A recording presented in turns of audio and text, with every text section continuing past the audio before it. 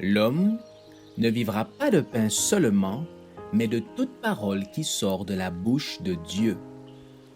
Voici votre moment de méditation quotidienne.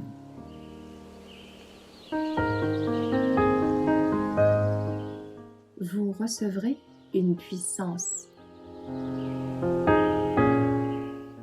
L'Esprit accompagne l'évangéliste de maison en maison, le 18 mai. Il appela les 12 et leur donna la puissance et l'autorité sur tous les démons, ainsi que le pouvoir de guérir les maladies. Il les envoya prêcher le royaume de Dieu et guérir les maladies. Il leur dit, « Ne prenez rien pour le voyage, ni bâton, ni sac, ni pain, ni argent, et n'ayez pas de tunique. Dans quelque maison que vous entriez, restez-y, et c'est là que vous partirez. » Luc 9, versets 1 à 4. Le Seigneur demande à son peuple d'entreprendre diverses actions missionnaires. Ceux qui se trouvent sur les autoroutes ou les bas-côtés de la vie doivent entendre le message de l'Évangile. Les membres d'Église sont invités à accomplir un travail évangélique dans les foyers de leurs voisins qui n'ont pas encore reçu une présentation complète de la vérité pour ce temps. Que ceux qui s'engagent dans cette œuvre fassent de la vie du Christ leur étude constante, qu'ils soient intensément consacrés, usant de toutes leurs capacités dans le service du Seigneur. Des résultats précieux suivront les efforts sincères et désintéressés.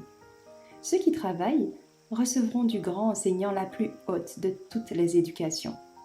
Mais ceux qui ne communiquent pas la lumière qu'ils ont reçue réaliseront un jour la terrible perte qu'ils ont encourue. Bien des membres du peuple de Dieu porteront nos publications dans les lieux où le message du troisième ange n'a jamais été proclamé.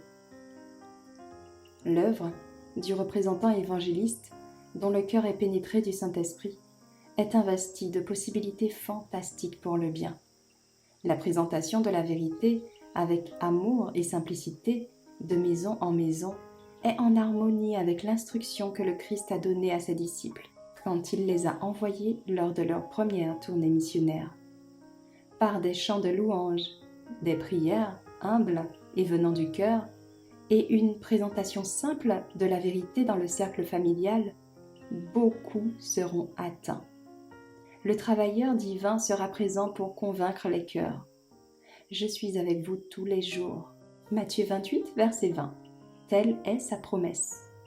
Avec l'assurance de la présence constante d'un tel soutien, nous pouvons travailler avec foi, espérance et courage. Il nous faut rompre la monotonie de notre service pour Dieu. Chaque membre d'Église devrait s'engager dans quelque service spécial pour le Maître. Que ceux qui sont bien établis dans la vérité aillent dans le voisinage et tiennent des rencontres, que la parole de Dieu soit lue et que les idées exprimées restent facilement compréhensibles par tous. Merci d'avoir écouté cette présentation.